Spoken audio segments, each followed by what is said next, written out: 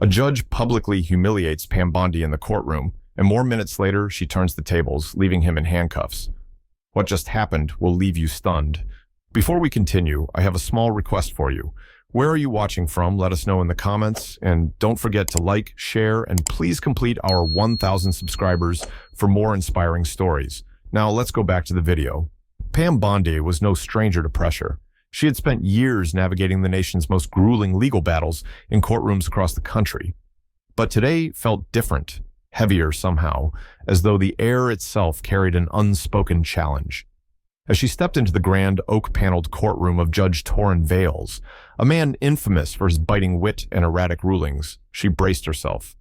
This wasn't going to be a routine hearing. She could sense it in the way the lights seemed to dim under his stern gaze. The case at hand was a labyrinthine scandal involving breaches of public trust, a controversy poised to unravel reputations and topple careers. The defendant, a cunning financier named Elias Drace, stood accused of funneling state resources into shadowy offshore accounts tied to his sprawling empire. The evidence Bondi had painstakingly compiled was airtight, a fortress of documents and testimonies. Yet, she hadn't anticipated the icy wall of contempt awaiting her from the bench. As she approached the plaintiff's table, Judge Vales didn't so much as glance her way. Instead, he toyed with the edges of a thick dossier, flipping pages with a theatrical slowness that seemed designed to unnerve.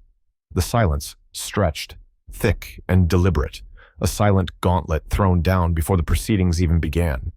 At last, without lifting his eyes, he drawled, "Miss Bondi, I trust you brought something worth my attention today, or are we simply here to rehearse for the evening news?" Snickers echoed from the defense table, where Elias Drace's polished legal team lounged with smug confidence. Bondi let the jabs slide off her. She'd faced sharper barbs in her time. "Your Honor," she replied evenly, "the evidence I've prepared will stand on its own merit. This case concerns the siphoning of public funds, and my role is to lay out the truth, piece by piece." Judge Vales tilted back in his high-backed chair, a caricature of disinterest. "Public funds, is it? A noble cause, no doubt, until it turns into another tedious fishing expedition." His tone was syrupy with mockery. Bondi's fingers twitched against her notes, but her voice held firm.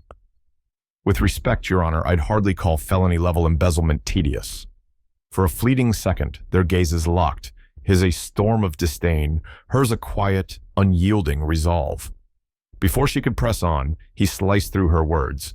"Miss Bondi, let's not waste breath on speeches. Get to it. I've got a schedule to keep, and it doesn't include your theatrics." The courtroom buzzed faintly, a ripple of unease spreading. This wasn't judicial oversight. This was a personal vendetta unfolding in real time. Pam drew a measured breath, steadying herself. She recognized the game Judge Vales was playing. He wanted her rattled, defensive, off her footing. But she'd danced this dance before and knew the steps. She wouldn't give him the satisfaction of a crack in her armor. Opening her meticulously organized binder, she directed the court's focus to her first exhibit. "Your Honor, I'd like to introduce these financial ledgers. They reveal—" Vales cut in, his voice now a lazy drawl laced with venom. "What's this, Miss Bondi? Another avalanche of paper to bury us in? Or is this just your way of padding a flimsy argument?" The defense team chuckled again, and a few reporters in the gallery scribbled furiously, sensing a story brewing. Bondi didn't waver. She'd long ago learned that men like Vales fed on fear. The only counter was unshakable calm. She let the silence settle, heavy and deliberate, before responding with precision. "Your Honor, if you'd rather turn this into a personal sparring match, I'm prepared to call for a recess and address any impartiality concerns formally." It was a quiet thrust, not a shout, but it landed. Judge Vales's mouth twitched, amusement or irritation, it was impossible to tell, but he wasn't ready to relent. "Impartiality? Spare me, Miss Bondi. I'm simply calling it as I see it. A case built on quicksand." The room inhaled sharply. The line between judicial critique and outright hostility had blurred beyond recognition. Bondi kept her composure, a steel thread running through her voice. "Your Honor, these ledgers demonstrate that Elias Drace's firm received quadruple the funding allocated by the state, with no trace of it in official records." She motioned to the projector screen, where stark columns of numbers glowed accusingly. "If you'll examine this," Vales interrupted again, his tone now openly derisive. "Oh, I'm sure the numbers are fascinating, but I'll pass on the bedtime story, thanks." Bondi's eyes flicked to him, then back to her evidence. He wasn't even pretending to engage now. This was a performance, and she was the unwilling co-star. The atmosphere in the room thickened, charged with anticipation. Bondi's grip on her pen tightened as she turned to the next page.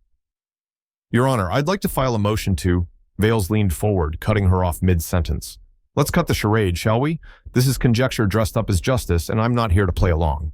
The defense team exchanged smug glances, but Bondi's focus didn't falter. "Are you refusing to hear my motion before I've even presented it?" she asked, her voice a blade wrapped in silk. A beat of silence, then Vales barked, "I'm refusing to entertain this farce another second." The courtroom shifted, every eye darting between the two. The jury leaned forward, the press scribbled faster, and even the bailiffs seemed to tense. Bondi crossed her arms, her tone icy, but controlled. "This is a public proceeding, Your Honor. The press is here, the gallery is full, and everyone just heard you dismiss pivotal evidence without a shred of reasoning." A flicker of something, anger perhaps, crossed Vales's face. "That's enough, Miss Bondi," he snapped, his voice a low growl. But she didn't retreat. Setting her papers down, she clicked the projector remote with surgical calm. A new slide appeared, a subpoenaed document bearing a signature that silenced the room. As she read it aloud, the words hung like smoke. An authorization for a massive, unreported transaction, signed by none other than Judge Torrin Vales. She held the page aloft, letting its implications ripple outward. "Your Honor, could you clarify why your signature is on a clandestine financial deal tied directly to the defendant?" Vales shifted, his once arrogant demeanor crumbling at the edges. The silence was suffocating. "Approach the bench," he said, his voice a strained whisper. Bondi paused, then complied, her heels clicking against the polished floor. As she neared, the room held its breath. He leaned close, his words barely audible. "You're treading dangerous ground, Miss Bondi. Think hard about your next step." She met his gaze, unflinching.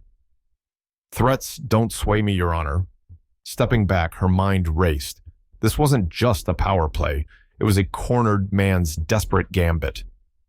Returning to her table, she ignored the nervous rustling of her team. "Your Honor, I'd like to proceed with my evidence," she said, her voice cutting through the tension. Vales hesitated, his fingers drumming the bench, then muttered, "Go on, but make it quick." She nodded, unfazed, and reached for her next exhibit. "This is a contract between Elias Drace and the State Oversight Board, detailing a project budgeted at $1.8 million.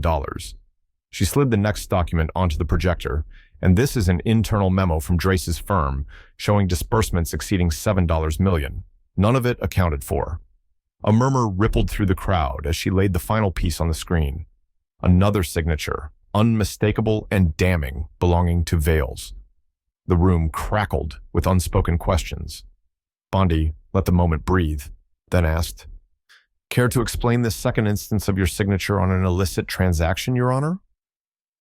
Vales's hands clenched, his knuckles whitening against the dark wood. The smugness was gone, replaced by a mask of barely contained fury. Bondi didn't press for an answer. She didn't need to. The evidence spoke louder than any retort he could muster, but the story didn't end there.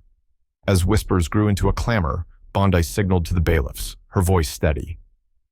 "Your Honor, given this conflict of interest, I request your immediate recusal, and I'm prepared to escalate this to a formal inquiry." Vales's eyes widened, but before he could respond, the bailiffs moved. In a blur of motion, the judge who had mocked her minutes earlier found himself restrained. His own courtroom turned against him. The gallery erupted, cameras flashing as Bondi stood tall, her victory etched in the chaos. What had begun as a routine case had spiraled into a reckoning, one that would echo far beyond these walls. Thank you for watching till the end video. I hope you enjoyed the story. If you did, don't hesitate to like the video and share it with your friends too. Subscribe to our channel and turn on the notification bell for more fascinating stories.